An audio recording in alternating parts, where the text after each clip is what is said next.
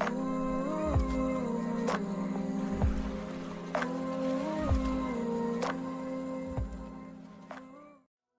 guys, in today's video I'm going to be talking about team building.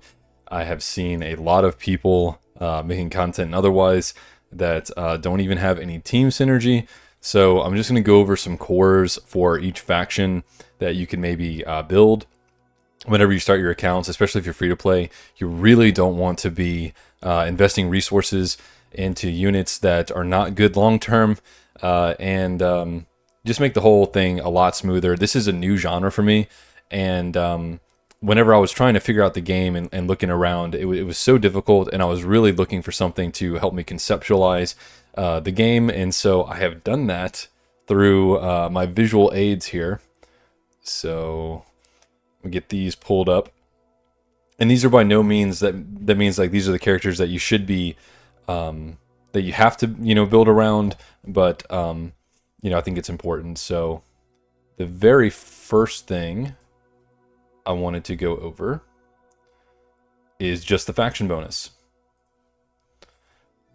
So, just like the screen says, increases 15% damage when the target is weak to your faction, decreases 15% damage when your target is strong against your faction. So, I don't know, like, there's just people that miss this.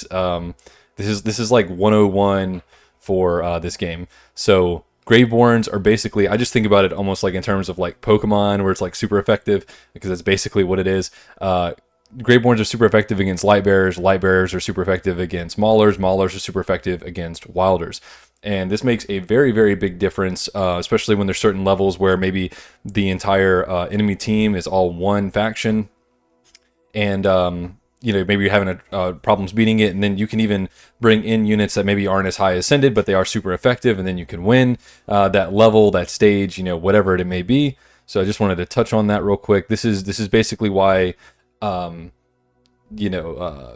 the classification is super important, and you don't get the bonus unless you have 3 of a unit of a particular faction on your team. So you need like 3 Wilder, 3 Graveborn, 3 Lightbearer, 3 Mauler, and then you can have 2 of whatever else. And then the stat increase you also get for your team bonus also gets increased for every additional member of that faction. So like, for example, like 5 Graveborns would be better than 3 as far as that faction bonus goes. Not so good if your opponent's playing a team of Wilders, for example. So the next thing I wanted to touch on just really fast is the Celestial and Hypogean units. So the only reason I'm mentioning them here, they're not going to be super important to us mere mortals who could never really raise them as high as they want to go.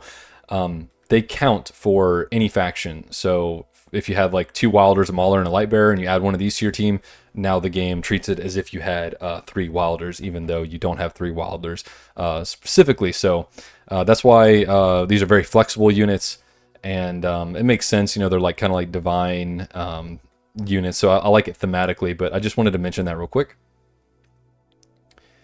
And I did briefly want to touch on just general support units. Damien isn't here, even though he's been making a lot of waves lately in PvP. He's definitely a very strong support. Don't feel bad at all about investing in him.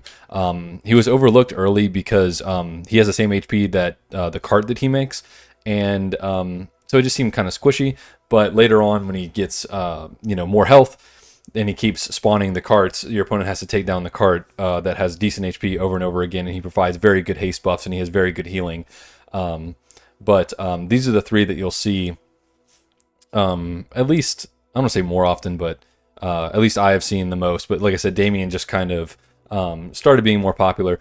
So Rowan is, what separates him from the other healers is he actually provides some energy ramp. So if you're trying to win an ultimate race, that is a very big deal. And they're called ultimates for a reason. They're, broken effects that you want to use as much as possible.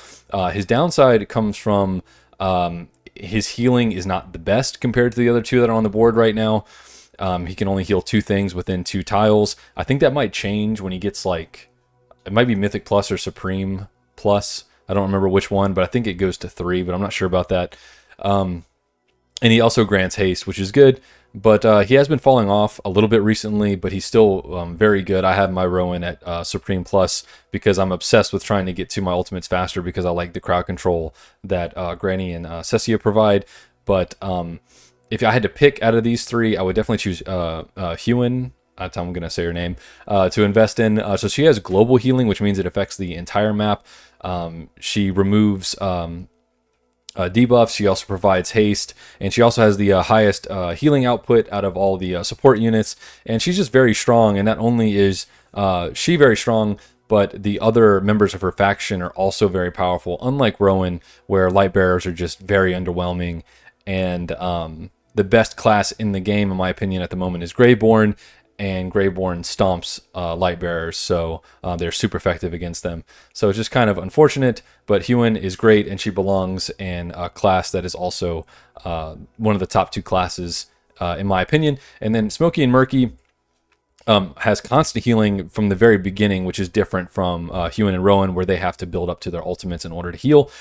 He has attack up, which is the reason why he is super good in Dream World for taking down bosses. There is no better support in Dream World other than Smoky and Murky. Absolutely insane there, and that's really his niche and where he shines. So we can move on.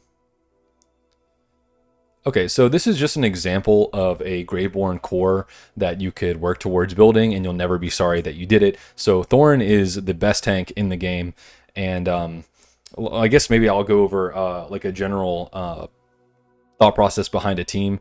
So most teams have 2 units that deal damage, DPS, and then they have 1 tank, and then they have a support, and then there's a 5th spot that is a flex spot, meaning maybe for the level you need to deal more damage, maybe you need another healer, maybe you need another tank. The 5th spot is really dependent on what you're doing, but generally 4 out of the 5 slots is a tank, 2 damage dealing units, and your support. So what makes Thoren so good is that he has a resurrection ability, so the first time he would be defeated in battle, he's not, and he resurrects himself. And while that's good is because if you have a tank that goes down early, right, then no one's tanking anymore, and then your whole team's going to get just ran over. So he has this, I don't know what to call it, like, not permanent, but he has this very, like, sustaining effect to him, and he just does what a tank's supposed to do. If he comes back from the dead, he's really tanking like a tank is supposed to, and you can't just easily get rid of him.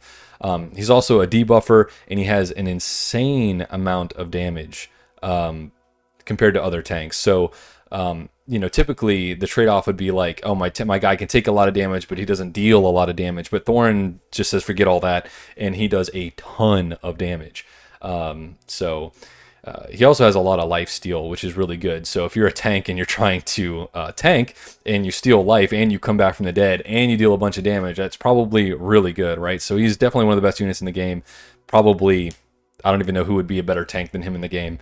So, great start for starting your account with. I would definitely add him to your wish list basically as soon as possible.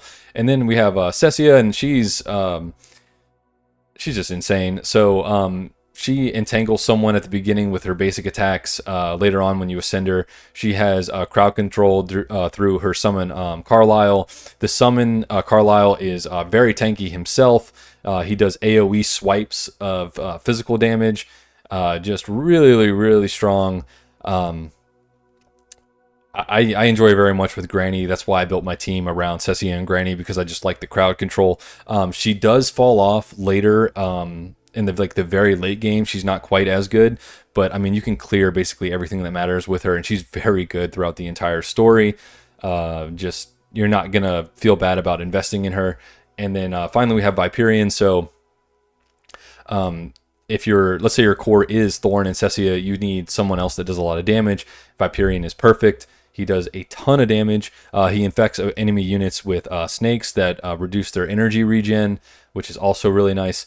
So he's just kind of, you're just going to see him all the time. He's definitely meta along with Thoren. I think Cessia is meta, even though, she falls off at the super, super highest levels. But this is definitely a good definitely a good Greyborn. I said Dreamborn because I was playing Lorcana a while ago. But this is definitely a very solid core. You're not going to feel bad about investing into these units. They're going to be good throughout the entirety of you playing the game. And arguably the best faction in the game. So we can move on from here. Okay, now this is the faction that I basically went through the entire game with, mostly because I pulled Granny early in my account, and I loved her crowd control. And then they gave you Leica, I think, whenever for your first purchase. I don't know if they're still going to be doing that for the official release, but everyone just talks about how good Leica is until you get to the late game, and then everyone says she's subpar. I think she's fantastic. I like that she is an A-class unit, so you can get her up really high without all the investment of an S-tier unit. So I really like her. I think she's meta. I wouldn't be surprised if she went up some positions in people's tier lists in the future. I would never feel bad about investing in her. But if you don't want to do that, that's completely fine. I mean, I cleared all the content in the game with her, and I think she's perfectly fine. And it's just that she's easy to ascend.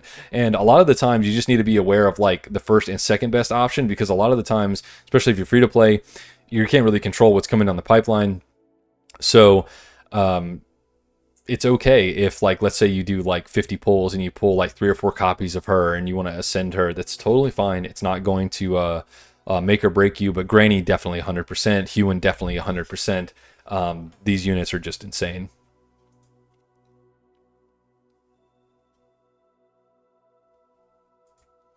Okay, and I would not recommend going for a Mauler core, because Maulers are just kind of eh. And Brutus is very bad after the beginning. What makes him good in the beginning is he has the same kind of effect that Thoren has, where he doesn't resurrect himself, but he becomes invincible or immune to damage, whatever however they put it. It says immune to first fatal blow. That was probably wording from the game. But he just falls off later, so I would not invest in him, especially because he's an S tier character. There's better tanks. Really, I think you should only have Thoren or Granny as your main tank and build your cores around Wilder or Graveborn. And then Odie is, maybe the best damage dealer in the game. He's insane. What makes him really good is once your opponent reaches a certain damage thresholds, they just die. So it's like an execute ability. Really, really good. Can't stress that enough. Definitely max him out. You won't regret it. Just really insane character. And then Smokey and Murky we've already been over. Really, really good for Dream World, and basically every mode just really shines in Dream World. And now we have the Light Bearers. So Vala is one of the best light bearers in the game. I just don't know if I want you guys to invest in the banner, just because the rest of light bearer is not that great. I did completely max out Lucius in my account just because I thought he was sick looking, and I liked the idea of a tank that gives shields, that heal, and all this kind of stuff. But yeah, he seems really good early game. He falls off. He has like basically no presence later in the game. Do not invest in him. I made the mistake of doing so. But I also was just playing the game for fun before I knew for sure if I was going to make content on this game. I don't like super regret it or anything. He was on my team for like 99% of me clearing the game. Not bad at all. Vala getting into the back, disrupting support units, shooting in the back is really strong. And she has a lot of damage output, especially later, and we've already been over Rowan, but yeah, I would not recommend making a light bearer or Mauler core at the moment. Now that could easily change in 6 months when a bunch more units are out, and the game could look very, very different than it does right now, obviously. And I just wanted to touch on some alternatives. So Merrily, however you say her name, she's a light bearer unit that you can definitely invest in because she's an absolute beast in Dream World, because she deals true damage and her damage stacks. Very strong, but not that good anywhere else. So it's not someone that I would just like, dump a whole bunch of resources into. If you want to play Maulers instead of Brutus, I would say Antandra is like just a way better tank. It's just that she doesn't get way better until you get way more copies, and that's kind of hard to do. And Thoren and Granny are just better. But if you just want to play with Maulers, then that's the tank I think you should go for. I don't know if it's Brian or Brian. Really, really high damage late game counter to Thoren. Very strong. He's in a lot of Wilder teams, later on. You could definitely invest in him instead of Leica, but I didn't. But you definitely can. It's just he's also another S unit and not a unit. And I also wanted to mention, you want to diversify your team cores. You probably want to have 3 of one team and one of another, because you need acorns in order to level up your units. And you don't want all your units to be the same faction, or too many to be the same faction, because they're all going to be fighting for the acorns, and you don't want that to be holding you back. But Sylvina, kind of, it's decent. She also attacks the enemy backline, but she doesn't get her shielding way later. It might be Mythic Plus, where she gets her shields, and that stops her from being so squishy whenever she jumps in the backline. I can't remember exactly when she gets it, but very, very squishy early on. And then Thoren is really good in Dream World. He grants shield. He has decent. He grants shields and he has decent damage, and also against I think it's the Draken, whatever the Draken boss is in Dream World. It makes like a little crest on the board, and then the units that sit there take a lot of damage, and you need units that hop around. Marley's also good against that boss, and he's good there. Might be a lot better in the future. I don't know. Like I said before, Light Bearer is not where I'd be focusing my resources, but these are some alternatives. And then I believe that is the end of my little slide there. So yeah, I will go back to the actual game. And Damien is definitely I'll go ahead and ascend him, why not?